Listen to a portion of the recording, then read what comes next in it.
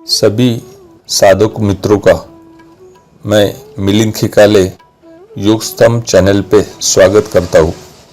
योग स्तंभ ये यूट्यूब चैनल सर्व मानवों के लिए जो खुद को उत्क्रांत अवस्था में ले जाना चाहते हैं, जीवन में नर का नारायण और मूल स्थिति का अनुक्रमे क्षिप्त विचारवंत और मुमुक्षु बनने का है।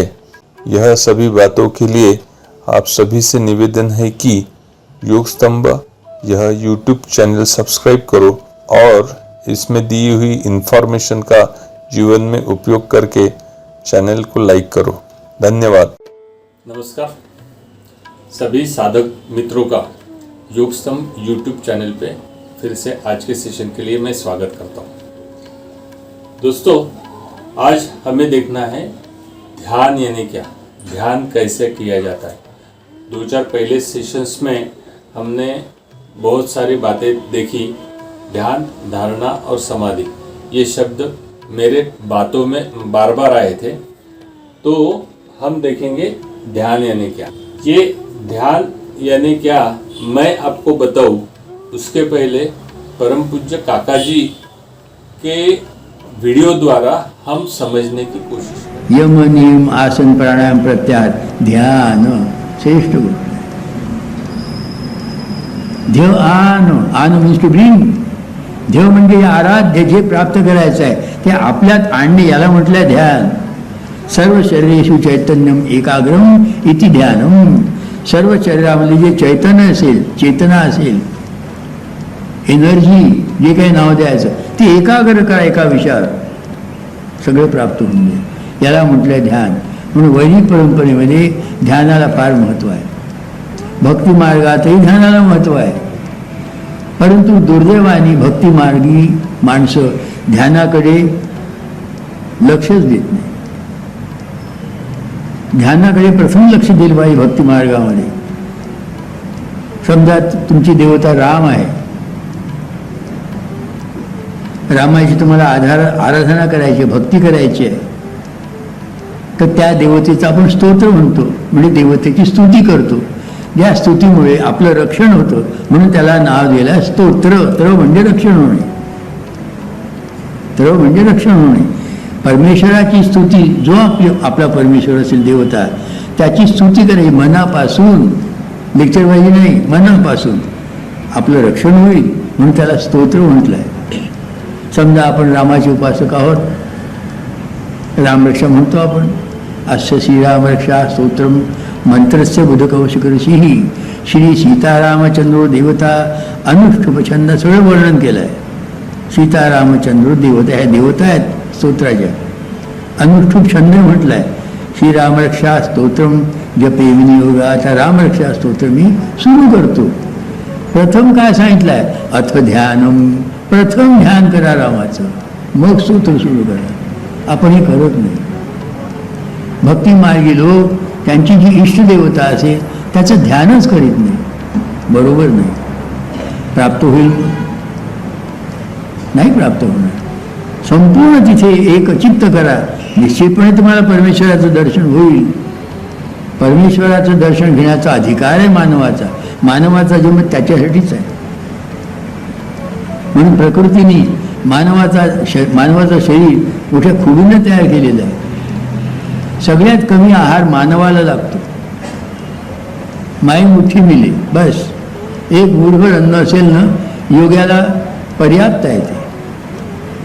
उगीच आपण काही वेळा जास्त खातो, मूठभर अन्न अगदी परिपूर्ण आहे, 24 तास राहू शकतो। माई मुठ्ठी मिली, मूठभर अन्न पर्याप्त, म्हणून माणसाचं पोट सगळ्यात कमी आहे। बाकी जनावरांचे पोटच पोट आहे, त्यांचं शरीर म्हणजे पोटच पोट। गाय पोटच आहे, एका ठिकाणी चारा असेल, गवत असेल, ते संपलं की दुसरीकडे जाण्याकरता मग पाय दिले। वाघ, सिंह पोटच पोट, दिवसभर खात राहा आणि खाता खाता मरा। कशा करता आपण आलो त्यांना माहीत नाही, they know nothing about it. मानवाला प्रकृतीने लहानात लहान पोट दिलं आहे। मानवा, तुझ्या शरीराचं पोषण होण्याकरता तुला जास्त कष्ट करण्याची आवश्यकता नाही, थोडक्यात तुझं रक्षण होईल शरीराचं। पण एवढा मोठा मेंदू दिलाय मानवाला, मोठा मेंदू, सगळ्यात जास्त मोठा मेंदू मानवाचा आहे जगात. हत्ती एवढा मोठा आहे, एवढं मोठं त्याचं मुंड असतं. पण मेंदू किती हत्याला एवढंच आहे. मी विज्ञानाचा विद्यार्थी आहे. एवढंसं the elephant has got only such a meagre brain. मानवाला मोठा मेंदू द्या. कशा करता? प्रकृतीने मानवाला तयार केला. मानवा कमीत कमी घे तू प्रकृतीपासून आणि जास्तीत जास्त आपल्या बुद्धीने जगाला दे. स्वतःला ओळख आणि जगाचाही उद्धार कर. याच्याकरता मानव जन्म आहे. धर्माच्या नावात माना टाकण्याकरता मानव जन्म नाही आहे.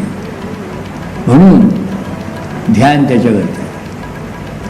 ध्यान जिथे जायचं आहे त्याकडे आपण स्वतः जायचं. आया मान.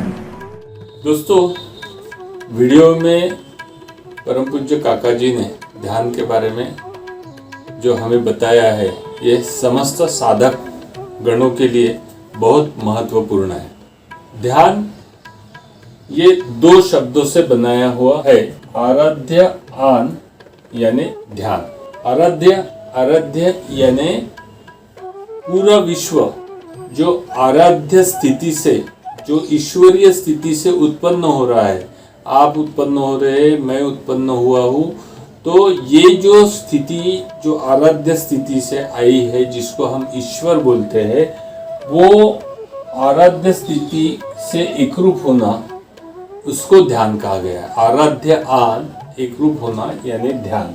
ध्यान करने के लिए परम पूज्य काका जी ने हमें बहुत ही सरल और साधी एक प्रणाली बताई है. उसका नाम है षट चक्र भेदन. षट चक्र भेदन. हमारे शरीर में 7 योग चक्र है. अभी योग चक्र यानी क्या? तो हमारे शरीर में 7 स्विचिंग पॉइंट है. जैसा एखादा ट्यूबलाइट का स्विच रहता है रूम के दूसरे कोने में, वो स्विच जैसा ही ऑन करते हैं तो ट्यूबलाइट लगता है. वैसे ही हमारे शरीर में जो मज्जा तंतु, मज्जा रज्जु, गुणाणु है, उसका ट्रिगर पॉइंट्स जो है ये 7 योग चक्रों के ऊपर है.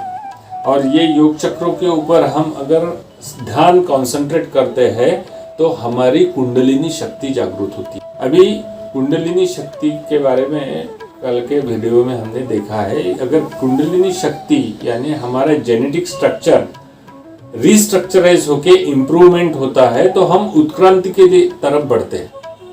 तो ध्यान प्रक्रिया ये एक ही प्रक्रिया ऐसी है कि जो हमें उत्क्रांति की तरफ लेके जाती है. अष्टांग योग में यम, नियम, आसन, प्राणायाम, प्रत्याहार, ध्यान, धारणा और समाधि, ये 8 अंग है. इसमें आजकल हम बहुत सारे टीवी चैनल्स के ऊपर देखते हैं. ये टीवी चैनल्स के ऊपर दुनिया भर के योगासन और प्राणायाम के बारे में हमें नॉलेज देने की कोशिश होती है. और ये योगपटु, इनको हम योगपटु ही बोलेंगे, ये कोई योगी नहीं है. योगासन से हमें एक लिमिटेड, हम निरोगी रह सकते हैं, लेकिन उसके आगे की ध्यान प्रक्रिया है वो हमें उत्क्रांत बनाती है. इसलिए ध्यान का महत्व अनन्य साधारण है. योगासन प्राणायाम के साथ भी हमें ध्यान करना बहुत जरूरी है. तो ध्यान कैसे किया जाए? षट चक्र भेदन ये जो प्रक्रिया है, इसके लिए हमें सहजासन में हम बैठ सकते हैं. पद्मासन में बैठेंगे तो और ही अच्छा. शरीर को स्थिर होने के लिए शरीर को पद्मासन में बैठना अच्छी बात है, लेकिन कुछ कारणवश हमारा शरीर पद्मासन में नहीं बैठ सकता तो स्थिरासन में बैठेंगे तो भी चलेगा. स्थिरासन में शरीर स्थिर होने के बाद बायां हाथ नीचे, उसके ऊपर दायां हाथ, इस प्रकार से हमें स्थिर बैठने का है. आंखें आधी बंद आधी शुरू, या तो आंखें बंद की तो भी चलेगी. सामने में एक दिया रखा तो और ही अच्छा. तो आंखें दिए के तरफ देखते हुए आधी बंद करने की है और सांस अंदर लेके धीरे से सांस छोड़ने की है. जैसे मैं करके बताता हूँ.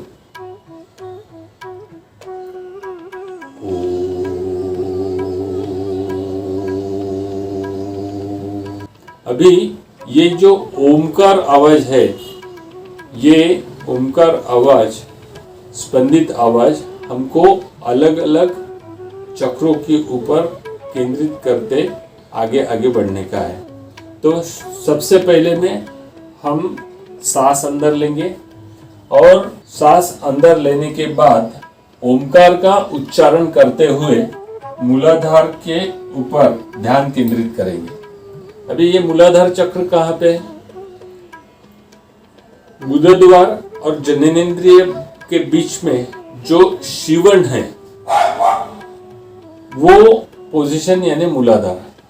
जैसे हम आकाश झूले में बैठते हैं, आकाश झूले में बैठने के बाद टॉप पोजीशन से नीचे के तरफ आना शुरू होता है आकाश झूला, तब हमारे पेट के नीचे में एक स्पंदन निर्माण होता है, डर लगता है।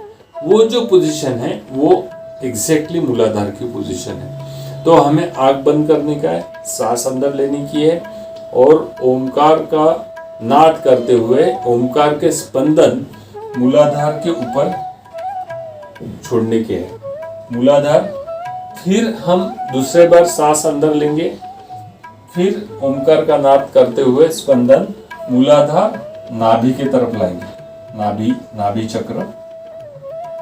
फिर सांस अंदर लेके स्पंदित ओमकार का उच्चारण करते हुए मूलाधार नाभि हृदय की तरफ हम आएंगे। फिर ओमकार का नाद करेंगे, सांस अंदर लेंगे, ओमकार का नाद करेंगे, स्पंदित उच्चारण करते हुए मूलाधार नाभि हृदय कंठ, ये पोजीशन के ऊपर हमें ध्यान केंद्रित करने का है। फिर सांस लेंगे, स्पंदित सांस जो है ओमकार का उच्चारण करते हुए मूलाधार नाभि हृदय कंठ तालु जो पिट्यूटरी ग्लैंड ऊपर के पोजीशन में रहती है, तालु के पोजीशन में रहती है, वहां पे हमको स्पंदित ओमकार नाद करने का है। इसके बाद में फिर से सांस अंदर लेके ओमकार का उच्चारण करते हुए मूलाधार नाभि हृदय कंठ तालु भ्रू मध्य, दोनों भुवों के बीचों बीच, ये जो सेंटर है इसके अंदर में 1.5 इंच, 1 या 1.5 इंच के पोजीशन के ऊपर ग्लैंड जो रहती है, वहां पे अगर हम वो सिद्ध होती है तो हमारे पिछले जन्म की याद हमें आती है। ऐसे परम पूज्य काका जी ने बताया। तो फिर से सांस अंदर लेने की है, ओमकार का उच्चारण करते हुए मूलाधार नाभि हृदय कंठ तालु भ्रू मध्य और सहस्त्रार माथे के सेंटर में हमें ध्यान केंद्रित करने का है। तो इसमें हमारे शरीर में 7 योग चक्र रहते हैं, हमको 6 चक्र का भेद करते हुए 7वें चक्र के ऊपर स्थिर रहने का है। काका जी की षट चक्र भेदन की ऑडियो क्लिप है, उसमें काका जी के आवाज में मंत्र पुष्पांजलि आई है। वो काका जी के मंत्र पुष्पांजलि के आवाज में हम अगर सहस्त्रार पे ध्यान केंद्रित करते हैं तो 1 सेकंड में हमें ध्यान लग जाता है। ध्यान कैसा रहता है ये अनुभव की चीज है। आप करके देखोगे तो ध्यान का एहसास आप ले सकोगे। ध्यान के बारे में मैं आपको यहाँ पे कितना भी बताऊं तो भी मैं ज़्यादा से ज़्यादा एक्सप्लेन करूँगा, इसके बारे में आपको महसूस नहीं करा सकता हूँ, इसका ज्ञान नहीं दे सकता हूँ। मैं सिर्फ आपको इंफॉर्मेशन दूंगा। आपको ज्ञान लेना है, इसका महसूस करने का है, ध्यान प्रक्रिया महसूस करने की है, तो आपको ध्यान प्रक्रिया करना जरूरी है। ध्यान प्रक्रिया करने से हम उत्क्रांत होते हैं। हम अभी आप बोलेंगे हम उत्क्रांत नहीं, क्या समस्त मानव जात उत्क्रांत होते होते तो अभी यहाँ तक पहुंचिए। आपका कहना ठीक है, लेकिन उत्क्रांति की 4 स्टेजेस है। हमारे क्लिप में पहले वो स्टेजेस बारंबार बताई जाती है, मूढ़, क्षिप्त, विक्षिप्त और मुमुक्षु। अभी मूढ़ यानी खाना पीना प्रजनन इत्यादि सिवा जो प्रजाति को नहीं समझता उसको मूढ़ कहा जाता है। मनुष्य छोड़ के सभी प्राणी मात्र मूढ़ है। क्षिप्त, क्षिप्त यानी लिमिटेड, मैं, मेरा घर, मेरी पत्नी, मेरे बच्चे, मेरी प्रॉपर्टी, ये मैं जो है हम हमारी बॉर्डर बांध के रखते हैं, एक डबके में रहते हैं। हमारा जीवन एक छोटा सा क्षिप्त कैटेगरी का है, उससे हमें बाहर निकालने का। विक्षिप्त, जो क्षिप्त नहीं, जो विचारवंत है, जो क्षिप्त नहीं है वो विक्षिप्त या विचारवंत हम बोलेंगे। तो समस्त साइंटिस्ट, समस्त इंटेलेक्चुअल पर्सनालिटीज ये विक्षिप्त कैटेगरी में आएंगे। और विक्षिप्त के ऊपर की कैटेगरी है मुमुक्षु। हम सभी साधक गणों को मुमुक्षु कैटेगरी में जाने का है, उत्क्रांत होते हुए मुमुक्षु कैटेगरी में जाने का है। तो मुमुक्षु कैटेगरी में जाने के लिए हमें ध्यान प्रक्रिया करना बहुत जरूरी है। हम रोज अगर ध्यान करेंगे तो ये लेवल में हम जरूर जाएंगे। अभी काका जी ने ये ध्यान प्रक्रिया हमें बहुत ही सादी, सिंपल और सरल बना दी है। इसमें षट चक्र भेदन और दूसरी एक प्रक्रिया है योग निद्रा। योग निद्रा यानी अवयव ध्यान। योग निद्रा के बारे में, अवयव ध्यान के बारे में हम आगे का नेक्स्ट सेशन लेने वाले हैं, आप वो जरूर देखना। तो ये ध्यान प्रक्रिया में एग्जैक्टली क्या होता है, मेरे पिछले सेशन में भी आपको बताया था कि साधक जब ध्यान प्रक्रिया में बैठता है वो आराध्य से एकरूप होने की कोशिश करता है। तो आराध्य में बहुत एनर्जी है, आजू बाजू में हमारे बहुत सारी एनर्जी है। तो ये एनर्जी हम कर्षण करते हैं। जैसी मोबाइल की सिम, इसमें क्या रहता है, इसमें एक कॉपर की डिजाइन चिप रहती है। ये मोबाइल की सिम मोबाइल नंबर के स्पंदन अट्रैक्ट करती है। तो हमारे ब्रेन में भी, हमारे जेनेटिक स्ट्रक्चर में भी, हमारे मज्जा तंतु मज्जा रज्जु में भी क्या है, कॉइल है। जैसे सिम में कॉइल रहती है।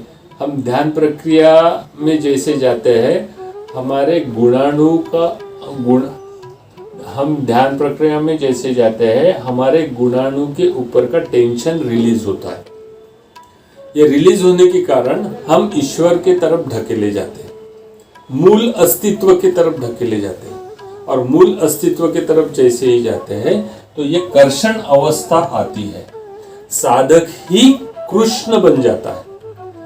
कृष्ण, आप बोलेंगे कृष्ण यानी भगवान, हाँ, कृष्ण यानी भगवान ही।